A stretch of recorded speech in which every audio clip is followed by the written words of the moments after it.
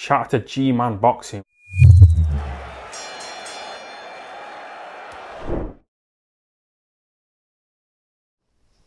Tyson Fury has ducked Oleksandr Usyk. There really isn't any other way you could spin this. Tyson Fury has made outrageous demands. Every single time Oleksandr Usyk has agreed to something, he's gone ahead and moved the goalpost. And Tyson Fury, the saying is, a tree is known by its fruits. Tyson Fury has a track history of this. This right here, from Michael Benson, it says, Tyson Fury versus Oleksandr Usyk is now completely dead and not happening next. Oleksandr Usyk's promoter, Alex Krasok, has confirmed following further talks to try and salvage the fight with Frank Warren today. Krasok says, Tyson Fury is completely overestimated. Look at his last 3 fights. Did he sell 1 million pay-per-views at least once? No. He never sold it. His numbers were lower than Anthony Joshua's numbers. Krasok also said the anticipated purse for Fury versus Usyk would be 3 to 4 times lower than his previous fight with Anthony Joshua in Saudi Arabia. I hear people say Usyk's going to earn extraordinary money, and that's not even close to true. And Usyk obviously is looking to fight either a Daniel Dubois or a Filip Hrgovic next, so he's moving on. Now, this whole situation has made the sport of boxing look a complete joke. You know, you have Dana White, who basically said when he was asked about this in an interview, the Tyson Fury Usyk situation, well, that's boxing. You know, that's basically what's wrong with boxing. I'm paraphrasing there, but he basically said, you know, that's typical of boxing. And of course, fans straight away, you know, giving Dana White, you know what, say, oh, well, look at the way the UFC is run, look at how much the purse these fighters are getting paid, etc, etc. They're having a go with him about the UFC and how the UFC is run, but anything he said with regards to the comments about this is how boxing's being run, they can't refute those claims. No one argued those claims because those claims are legit. When you have this kind of stuff going on, where one fighter clearly wanted this fight and that's his goal. He wanted to be undisputed cruiserweight champion. He did that. Then he wanted to be undisputed heavyweight champion in Oleksandr Usyk. He's trying his best to do that. Tyson Fury, on the other hand, is running around telling everyone he's the greatest of this era. He's the greatest of all time, without even so much as coming close to proving it. I mean, 6 world title fights, 3 against Deontay Wilder, 1 against Klitschko, 1 against Dillian Whyte, and 1 against Derek Chisora. Right? That's it. That's not... To say you're the greatest of all time, the greatest heavyweight of all time, that's laughable. That is literally, you know, Muhammad Ali fought the best in 2 eras, the 60s and the 70s, right? And the 70s was the stronger era, no doubt. But still, he had to fight Sonny Liston because there was only 1 world title at the time. I remember back a couple of years ago. And this really pissed me off. It wasn't actually something to do with Tyson Fury. This really pissed me off when people were trying to claim that what Joshua did is on par with Muhammad Ali when he beat Charles Martin. And it was like, he beat Charles Martin for an IBF title. There's a WBO, a WBA, a WBC title as well. When Muhammad Ali beat Sonny Liston in his, I think it was the 16th fight, he was only 21. He just turned 22 at the time of the fight. That was it. You had no choice. You had to fight Sonny Liston or you don't get a title. Because there was only 1 champion back then. And Muhammad Ali went and did that. He beat Floyd Patterson. He beat Zora Foley. He beat... who else did he fight? Did he fight Jimmy Ellis? He fought Jimmy Ellis. I think he fought him in the 70s though. Who else did he fight in the 60s? Floyd Patterson, Zora Foley, etc. He never fought Ingemar Johansson, but I think he was retired at the time. And then you go into the 70s. Frazier, Norton, Lyle, Shavers, Foreman, etc. With Tyson Fury, it's a case of, well, I'm looking at Francis Ngannou now, more than likely. You know, he wants a fight. After he beat Dillian Whyte, he wants another fight. Okay, who are you going to fight? You're going to fight Andy Ruiz. He's available. Frank Sanchez is available. You know, people like that. You know, Hrgovic may very well potentially be available. No, I'm going to fight Chisora for a 3rd time. What? It's crazy. You know, this whole fight, I mean, you look there on screen, right? That's from last year, last August, where Warren is saying 50-50. So going back as far back as last year, before Fury even fought Chisora, there was talk of this fight happening in Saudi Arabia. I believe Mark Regel said from ESPN that they were trying to get it done on the Super Bowl weekend in Saudi. 50-50, all, you know, happy about with that. Usyk accepted his offer. Tyson Fury fights Derek Chisora, claims he has an injury, so already you're seeing the foundation for this to go pear-shaped. Says he wants to fight in the UK. Usyk says, okay, you know, I've fought in the UK a couple of times, fair enough. I'll fight you in the UK. No longer 50-50. Usyk is saying, okay, is it going to be 60-40? No, it's not going to be 60-40. Okay, is it going to be 60-40 to the winner? No, it's not going to be 60-40 to the winner. 70-30. Now, people at the time, before the 70-30 offer even came out, were saying, anything like 70-30, that's pricing yourself out. Well, he comes out and says 70-30. What does Usyk do? Usyk says, okay, I'll take the 70-30, but you have to donate some money to his home country. Okay, and then a rematch clause, which Tyson Fury, by all accounts, wanted in the contract, he turns around and says, well, now let's get that out now. So no matter what Oleksandr Usyk was doing, it was just moving the goalposts consistently and constantly. And his fans constantly giving him a pass on that. Like if Tyson Fury came out tomorrow and said, right, we'll salvage this fight. We'll fight on April 29th on one condition. I get 95%, Usyk gets 5%. His fans still then would be saying, that's fair. You know, Usyk doesn't get a guaranteed purse. He just gets whatever the pay-per-view is. That's it. They turn around and say, yeah, that's fair. Give Tyson Fury everything. He's the greatest. Oh, he's only a middleweight. It's crazy. You go and look through Fury's history. Go look through his history. In 2012, he vacated his British and Commonwealth titles, right? And that meant that he didn't get a chance to fight David Price, even though Frank Maloney at the time was saying they were putting up something like $500,000. Now, I know it's easy to turn around and say, well, gee, David Price. Yeah, I know. It's easy to turn around and say that with the benefit of hindsight. But at the time, David Price was unbeaten. David Price was looking pretty devastating, it has to be said. And he was going through, guys. So people were interested in that fight at the time. Fury, no, went a different way. Went a completely different way. You go and look at 2019 when he just come off the draw. I thought he won, but he come off the draw against Deontay Wilder. The rematch with Wilder was ordered by WBC. Fury said, no, we're going to go sign with ESPN and maybe look to go down the Dillian Whyte road. So talking about him fighting Dillian Whyte. Tyson Fury, as you can see in that article there, says, don't want the interim title, want the diamond title to put that on the line. The WBC actually said, okay, yeah, fine, we'll put the diamond title on the line. And he still didn't take that fight. He still moved on and fought Tom Schwartz. Now, he did fight Dillian Whyte 3 years later, after Dillian Whyte had been knocked out badly by Povetkin, of course, and had been in a couple of tough fights since then, obviously with Rivas and against Mariusz Vac. Fought him 3 years later.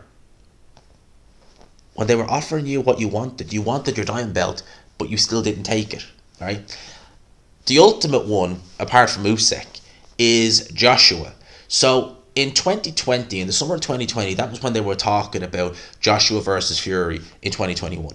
That's when the talk started coming out, when those two met up, or I think they bumped into each other in Dubai or one of those places in the Middle East. So then we go into 21, and Fury is releasing these training clips. At this point, Dillian Whyte mandatory is on the back burner. He has to rematch Povetkin, right? Joshua, there's a lot of talk from the sanction bodies that if they can get Fury over the line, that they're going to prioritise Undisputed, which is what it would have been for Undisputed. On May the 17th, 2021, nearly 2 years ago, Tyson Fury released this video on his Twitter. Got some massive news for you all, guys. I've just got off the phone from Prince Khalid of Saudi Arabia. He told me this fight's a 100% on. August 14th, 2021, summertime. All eyes of the world will be on the Kingdom of Saudi Arabia. And I cannot wait, repeat, cannot wait to smash Anthony Joshua on the biggest stage of all times. This is going to be the biggest sporting event ever to grace the planet Earth. Do not miss it. That was the 17th of May 2021. He's talking about speaking with the Prince in Saudi Arabia that this fight is going to happen on August 14, 2021. Alright? Now bear in mind, Joshua hadn't fought at all in 2020 apart from the end of the year. There was talk of him maybe fighting, you know, Eddie Hearn was thinking, will we bring him abroad? Because obviously he couldn't get crowds in the UK at the time. And the talk of this fight held Joshua up. So that was May the 17th. He talked about the fight being 100% getting the green light, happening in Saudi Arabia, August 14th. The next day, May the 18th, was when the arbitration court ruled that he has to fight Deontay Wilder for a third time. Now bear this in mind, right? Tyson Fury is coached more by Bob Arum. Bob Arum is a lawyer. He obviously knew that arbitration was going to rule in Deontay Wilder's favour. He obviously knew that Deontay Wilder had a leg to stand on in that. And yet still, they strung everyone along. Oh yeah, this fight's definitely going to happen. This fight's definitely going. People were proper getting excited about it. We're all talking about it. Oh, Fury versus Joshua, August 2021. It's going to happen. The next day, the next flipping day, we get an announcement that he has to fight Deontay Wilder for a third time. So all that time, all that talk for nothing. Because Team Fury, Bob Arum, they obviously knew what was going to happen. I mean, the ultimate kind of piss take is the fact that it was on the 17th of May, released that video, the very next day, boom, Wilder again. It's just like, how anyone can look at this, right, and defend this still. And people keep saying, oh gee, you're too harsh, you're a hater. How am I hating? I'm pointing out the facts here. I'm pointing out that Tyson Fury is a history of this, right? We live in a world now where anyone who even looks at the facts or criticises, what was it Neil Oliver said? That we live in a kind of nanny state where if anyone is pointing out facts or inconsistency with this story, there's no one actually stops and says, well, hang on a sec, I disagree with you for this reason, or they keep it civilised. It's just, they just slap a name call on you. They just literally just, pointing this out about Tyson Fury. Oh, you're a hater, you hate Fury, you hate gypsies, you hate this, you're just this. It's like, all I'm doing is pointing out the obvious. I'm pointing out the facts here. I'm putting snippets of articles in here as well. I'm just pointing this out. How does that make me a hater? All I want is to see Fury versus Usyk. I want to see undisputed. And if you're a boxing fan, a true boxing fan, that's what you should want too. You should want to see number 1 and number 2 in their respective divisions fight. Whatever order you have it in, that's up to you. But at the end of the day, you've got two guys claiming to be the best. How do you resolve that? How do you solve that? You fight. Simple as. And if you want to get the fight made, as Tank Davis and Ryan Garcia have done, well then, stumbling blocks shouldn't get in the way. If you want it that bad, you'll make it happen. Usyk, from the outside looking in, a guy who's not got a track history of being difficult to work with. I'll repeat them again. First world title shot in Poland against Krzysztof Glowacki, Polish fighter. Then he fought Tbiso Machunu in America. Did he fight anyone? Oh, he fought Michael Hunter in America then, right? Then he goes into the World Boxing Super Series. German fighter, Marco Huck, fights him in Germany. Latvian fighter, Myris Briedis, big name in Latvia, fights him in Latvia. Russian fighter, Murat Gassiev, was meant to fight him in Saudi Arabia. Fight got moved to Moscow, Russia. Fights him in Russia. Tony Bellew, voluntary defence, UK fighter, fights him in the UK. Derek Chisora, UK fighter, fights him in the UK. Joshua, massive name in the UK, stadium filler, had probably the boxing establishment on his side, nevertheless, still fights him in the UK. Gets these deals done. Tyson Fury, the polar opposite in terms of getting fights done like that. The big fights done like that. Yeah, he fought Klitschko in Germany. Had to. Klitschko. It was either Klitschko in Germany or Wilder in America. Take your pick. Klitschko had more titles at the time. Wilder probably would have been an easier fight, to be fair.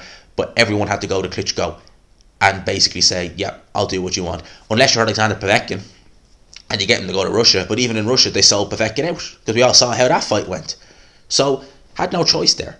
Against Wilder in 2018, he'd come back off a 2.5-year hiatus, had fought 2 nobodies. So he couldn't dictate to Deontay Wilder, oh, you're going to fight me in the UK. No, he had to go to America. And Tyson Fury will take the risks when he has no other option, really.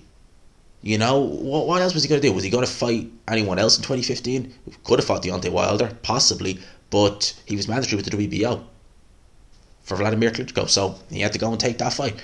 Against Wilder in 2018, could he have fought Joshua? He could have signed with Eddie Hearn. I remember Eddie Hearn talking about a couple of fights he had lined up, or he had planned for Tyson Fury in 2018 before he announced he was signing with Warren, which would have culminated in a Joshua fight. So he could have gone down that road, but no, easier road, slightly less riskier road, going down the Deontay Wilder road. We'll go down that road, right?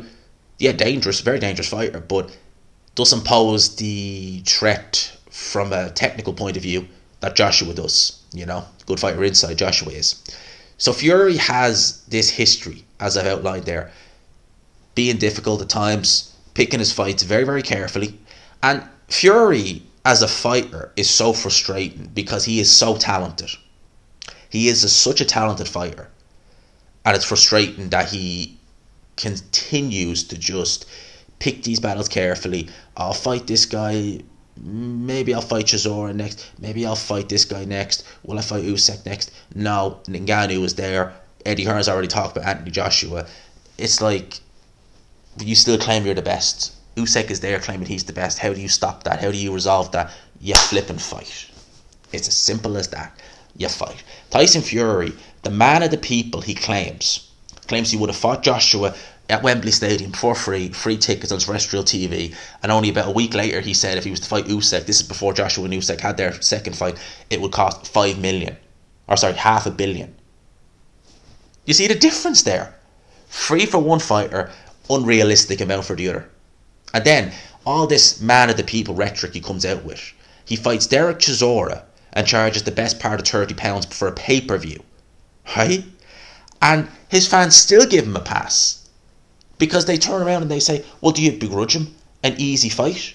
It's like, well, how can...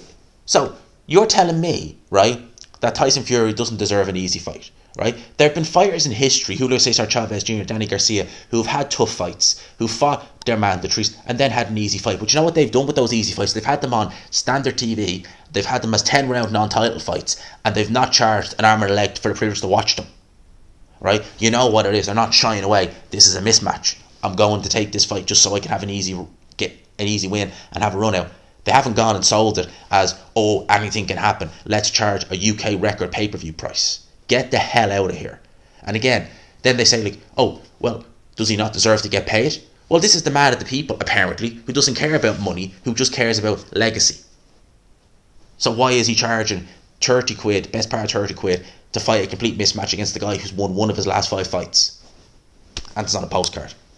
And you know, when you have fans who are going to continue to do that, we're going to continue to support him regardless of whatever he does, even when he deserves to be put on note for it. And I know a lot of the Fury fans have turned off and following on from this. I've seen that in the comments. I've seen it in comments on Twitter and stuff. You'll still have that small little group of these, I don't even know what you want to call them, who no matter what will do whatever. They'll give Fury a pass on everything.